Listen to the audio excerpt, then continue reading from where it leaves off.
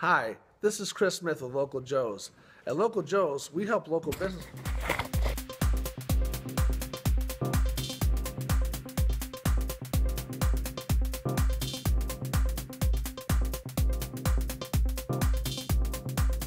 Hi, this is Chris Smith with Local Joe's.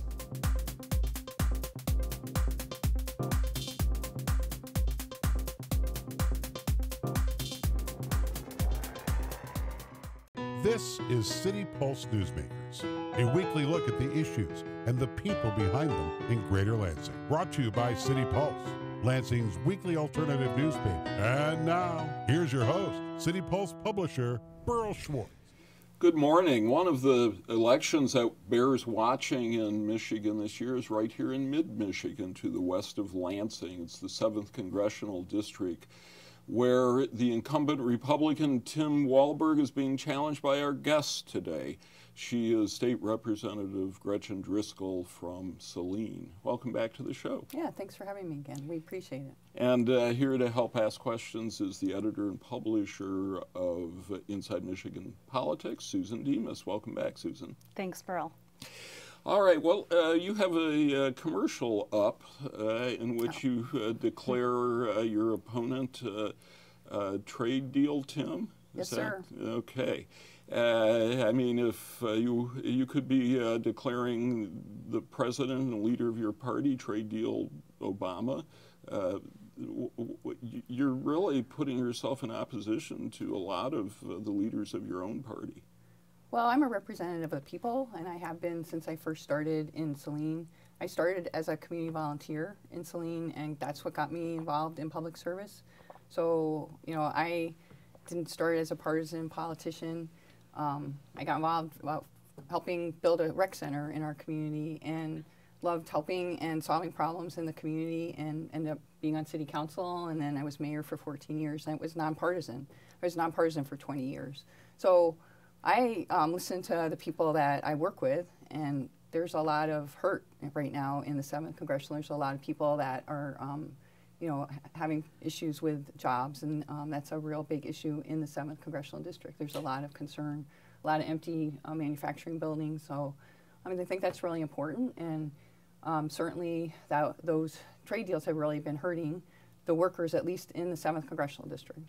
Well, and I realize it's very popular right now to rail against trade deals. We're seeing it from both presidential candidates. Mm-hmm. But what would you do that's different? I mean, these trade deals also are what provides merchandise to the United States that people couldn't afford if it were made in the United States. Well, I think that there's a lot of displaced workers in our district, and I think that is something that we need to be working on, making sure that we support retraining if there is a company that closes down, and there have been cuts to our training opportunities. The incumbents actually voted to cut some of the community college funding and career tech grants and opportunities with small manufacturing. So I think that we definitely need to be doing more. As mayor, I really worked hard on small business development, recruiting business. I have a financial background. I have my MBA. I definitely understand what it takes to get business going. So I think that what we really need to be focusing on is creating good paying jobs, and that's really what we need to be focusing on. You know, our automotive companies aren't even in favor of the TPP. The currency manipulation has not been addressed in that, in the TPP program. So all the automotive companies are very concerned that it's still, it's an uneven, not a level playing field really right now. All right. So. Susan? You've been touting endorsements from two moderate Republicans, former Governor William Milliken and former Congressman Joe Schwartz, who held the seat about 10 years ago in a slightly different configuration. How critical do you think it will be to win over support from independents and some of those moderate Republicans who may think that Tim Walberg and Donald Trump are too far to the right? Well, again, I worked with Joe Schwartz when he was in Congress, and he came to City Hall and he said, "What's going on in your community? I'm your new congressperson. What can I do? How can we work together to make your community more successful, your businesses more successful, ultimately the families that live in the district more successful?" So I've always worked with who our representative is. That's why Joe's a supporter because he knows that I work hard to make sure that we address the situation and the challenges that we have in the state, and grab any opportunities. Michigan's a fantastic state, and we have really great opportunities here in this state, and I'm looking forward to really moving Michigan forward, especially for people in the 7th. There is, I'm sure, there's a lot of independent vote. I've heard, I go door to door, and I hear from people that are really frustrated. They feel like they want a representative that listens to them and shares and understands their concerns, and they're not feeling that right now. So I think it is important to have, as I said, for all that, I believe that most people really just want people to work together to solve the challenges that we have in our state, and work across the aisle to solve the issues that are addressed. And I think that's one of the major frustrations our citizens have. So the 7th is a really interesting district.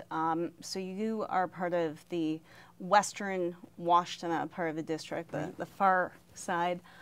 Jackson is the heart of the district. There are 3 counties that border Ohio and Indiana. And then you've got Eaton County up with a lot of state government employees up this way. To me, it seems like your base would be out in Washtenaw, up in Eaton.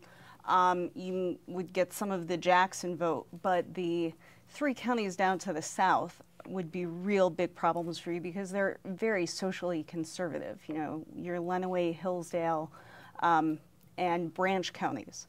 Are you We have saying Monroe also. and then you also have Monroe, the new part of the district, which is kind of a 50-50 blue collar area. So that definitely would probably kind of split down the middle.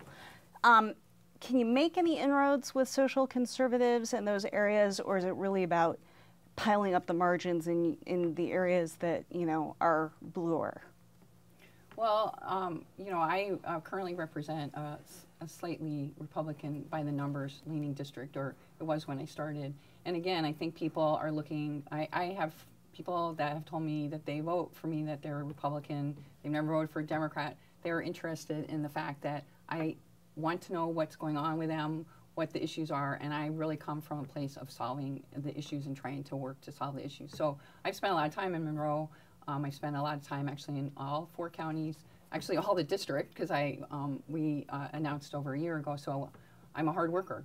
And I really believe in being the voice for people in Washington, D.C., and representing them and helping facilitate success in the communities that I would be representing. So I think that that's what people are really looking for. And when I talk to people in the district throughout the 7 counties, people are really happy to hear that. That's what they want. And I'm not concerned about that issue at all. So. If you had the opportunity, would you want Hillary Clinton to come campaign for you? Hillary's running her own race. I'm running my race, and I think that it's a really important time for people to hear. They want to hear what their congressperson would do for them if we elected them. So that's what they're interested in. So if she said she wanted to come speak in your district and have you there with her, would you want to do that? I don't think she would come to my district. I have an interesting But let's district. just say. Well, she's a Democratic candidate, so yeah, sure, that would be great. Okay. But really, I'm running my race. I'm not running a race, for the president. Is it a problem for you to strongly associate with Hillary Clinton? Well, I spent 20 years being nonpartisan, and I think people are really looking for somebody that has that value set, that really wants, I always have felt like when I was on city council, I didn't know what party the other 6 people were. It didn't matter if somebody has a good idea and wants to bring something forward to help our community. I strongly believe in that.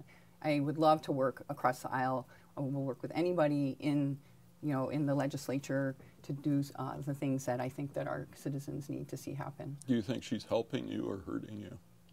I don't know if she's doing anything in our district, to be honest with you. So okay. I don't know what she's doing. So, yeah.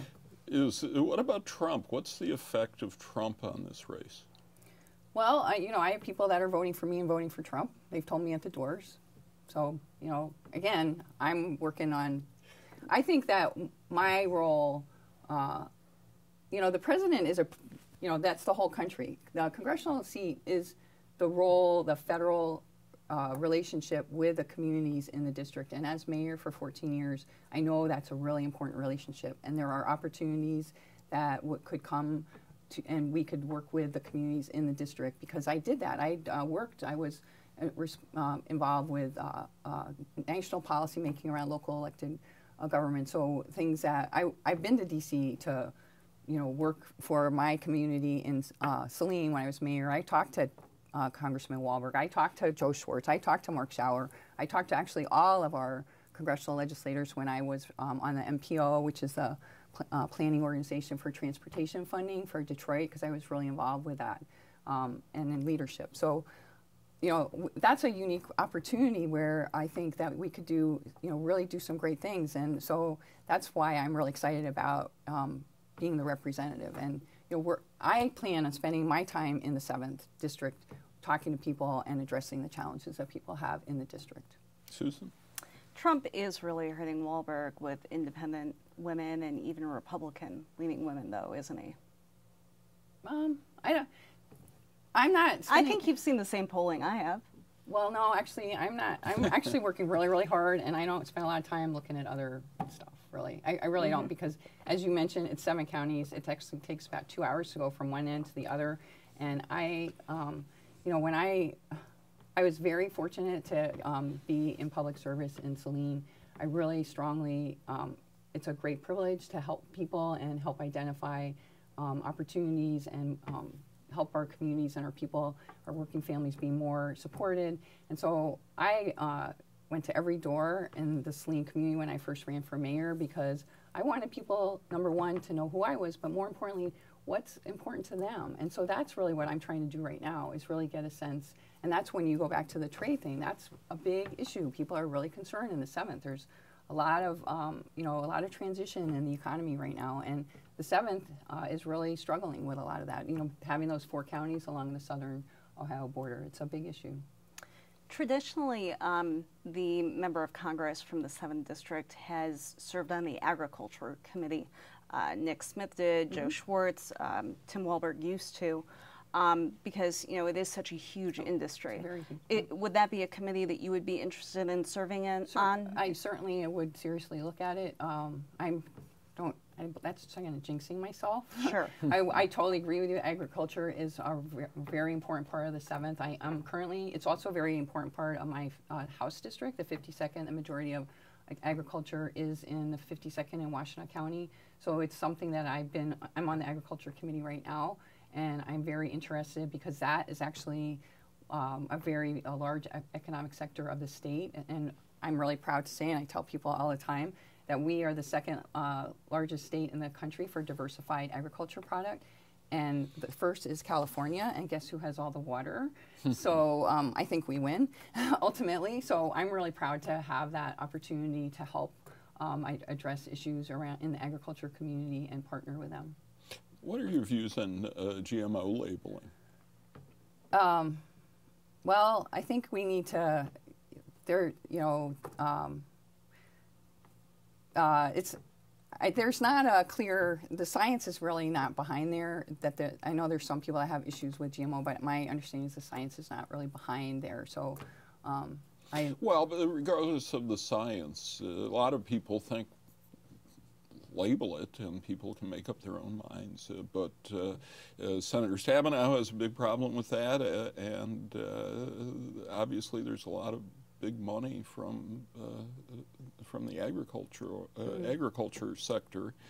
So that's why I'm asking. Do you think products should be labeled for GMOs or not? No. Okay. And because? It's like I said, there's not the science behind it right now. So I think if there was more science behind it, we could look at that. But I try to do things based on facts, and I know there has been some conversation, but I don't think we're that far in that subject yet. Susan? So by running for Congress, you're not running for re-election in your state House district, right. Which is, as you pointed out, a marginal seat. What's your take on how the Democratic primary went down? You had 2 pretty strong female candidates, Barb Fuller and Donna Lisinski. Donna Lisinski won, and kind of surprised a lot of people. Did that surprise you? Well, I was working on my campaign, so I think they both worked hard campaign. So, I think my theory on all of this is whoever works hardest is usually the most successful. So as far as in the 7th, I think we're working hardest, and so we'll be the most successful, hopefully. But do you feel like Democrats will be able to maintain your old seat? yeah, I think, again, my work was really in a bipartisan way. I tried to work, with all the community members, address issues at the local level that were challenging for the communities or opportunities to do things. And so I think that there were moderate Republicans that voted for me that I think will, as long as it's somebody that's working hard and listening and trying to address the issues, I think they should have success in that seat, yes. You're known for working hard. You knock on a lot of doors. What are you hearing besides concern about trade agreements? Well, I think, again, we talked about jobs, and I think educational opportunities. I'm hearing a lot of disconnect in the community colleges and VOTEC. There's a transition in our economy, right? And so we need to help educate and give people the opportunity for jobs. I've been working on broadband and internet, that last mile internet in my Washington County district since I first started, because that was an issue, even home of internet too, Washington County. I have community members that can't access the internet at home. That's a challenge with for our kids in public education, but home-based business is one of the fastest growing economic sectors nationally, and if you can't get reliable internet or you have data caps or it's outrageously expensive, I think that's a block to potential jobs in the economy. So I think that's also something that we could be investing and supporting investment in the internet, and especially in the more rural areas. I think that's really important. I think transparency and accountability is a huge issue. I'm hearing a lot of that. As a state rep, I've introduced a voter bill of rights, which addresses some of the challenges around access and modernizing our voting here in the state of Michigan, because I'm minority chair of elections. And I know that accountability and transparency is really important. I worked really hard on that as mayor. I was the first mayor to be televised. So when I first started in 1999, we immediately went on TV. We were one of the first to go up on the internet and have all our financials there. I mean, if your citizenry is not engaged and educated on what's happening in your community, it's going to be more difficult to have a community that really works together to address issues. So I think those are some things that are very important issues. Water has been an issue in Monroe. I know clean water with algae blooms, that is something that has come up. Lead, Lenawee County actually has the highest lead in children of any county in the state. So that's a big issue. I think we could be doing some more. I know Grand Rapids got a special grant to address lead in the community in Grand Rapids. So I think each community is a little bit different. So I think that's one of the things that we could be doing to identify. I see my role as kind of a facilitator of folks identifying what they could be doing. For example, like Lenawee has an ISD that has a pretty high millage, but really works on the VOTEC and the training. Each county is a little bit different on how they handle some of those jobs issues. But I think jobs and education are the primary issues for our community members. That's what I'm hearing. Susan? 8 years ago, Mark Schauer kind of rode the Democratic tide of the first Obama election and actually beat Tim Walberg to be the 7th District's representative for 2 years. And then with the Republican tide in 2010, he was swept right out. Mm-hmm. It's been a huge problem for Democrats to match the turnout that they have in presidential years. Obviously, we're looking ahead. You're focused on what's happening in 68 days or so. If you were lucky enough to be elected, what would you have to do to lay the groundwork so that the same thing doesn't happen to you in 2018? Well, so I've always had the same philosophy. The only time that I've ever run unopposed was my first council term.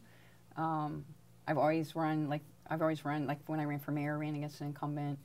Same thing with the state house. I believe that if you work hard and you listen to the people that you represent and you are there for them and you help improve our jobs and good paying jobs for our working families, and you support small business growth, and you support public education and the opportunity for retraining, and protect our Social Security and Medicare. I mean, the things that are the fundamental contracts that we have as federal, federal representatives. I believe that if I do that and I work hard like I normally do,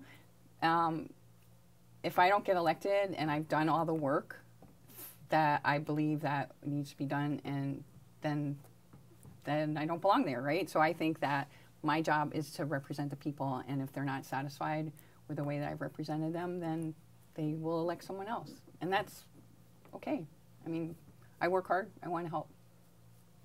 What you've identified trade as a vulnerability for your opponent. What else do you think he's weak on? I think he's weak on, how do I say this politely? He has a lot You of... don't have to be polite. Well, he has a lot of money that comes from people that ship jobs overseas, put it that way. So especially like the Club for Growth, and I was actually mayor when Joe Schwartz was my congressman, and Joe lost in the primary, and there was a lot of money that came into the district, and that was early. It's even more now. There's a site called Open Secrets, and if you go there, I think it's almost 80% of his funding for his campaign comes from big dollar donors and large companies, and the Koch brother. I mean, just all the what we now call like dark money people. So it's like all sorts of different banks, and just it's a quite broad array, but it's pretty interesting, I think, in that the combination of having so much funding coming from the parties that are more interested in their profits and less interested in the success of the people and the citizens that live in the 7th, I think is very challenging for him. But do the people in the 7th care about that? They do care that they are not feeling in a position, the kind of prosperity that we had in the state. I think they do care very much, and they expect that their representatives would help them with that and not continue to vote for things that don't help the citizens. So do they make the connection between how he votes and who supports him financially? I think some do. We might help with that a little bit. Yeah. Are you two going to have any debates? That's possible. I think our team's looking into that. So I kind of doing one day at a time. Like when I'm done here, I'm going to go door to door. So every day is a new adventure for me, basically, right. And where our calendar changes every, today I was talking on the way up here about what's happening on Saturday. So it's a very fluid, I actually kind of thrive on that. I like a lot of challenges, and I like to be learning more and meeting a lot of people and problem solving. So I kind of love this environment, but I don't really have, I don't know what today and the next, you say 68 days out, what it really looks like on a day-to-day basis. I have a lot of people on my team, that's their job. Susan?